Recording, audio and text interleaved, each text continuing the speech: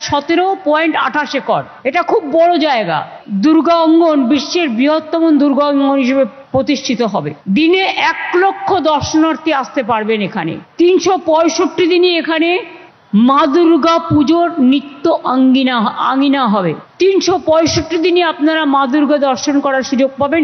সংস্কৃতি জগতের অনেক কর্মসংস্থান হবে, অনেক দোকানঘাট তৈরি হবে, অনেক এমপ্লয়মেন্ট জেনারেশন হবে।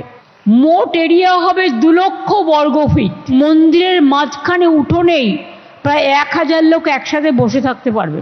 খোলা চত্বর রাখা হয়েছে, চারিদিকে সবুজ দিয়ে ঘেরা, দুপাশে রাস্তা।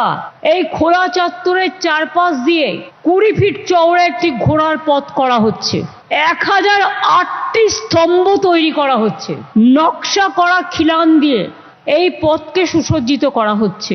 মূল গর্ভগৃহ উচ্চতা হবে 54 মিটার। মন্দিরের শাস্ত্রীয় নিয়ম মেনে 108টি দেবদেবীর মূর্তি ও 64টি সিংহ মূর্তি বসানো হবে। মূল মণ্ডপ ছাড়াও এখানে সিংহদুয়ার, প্রদক্ষিণ পথ, পবিত্র কুণ্ডু এবং শিব, গণেশ, কার্তিক, লক্ষ্মী, সরস্বতীরও আলাদা আলাদা মণ্ডপ থাকবে।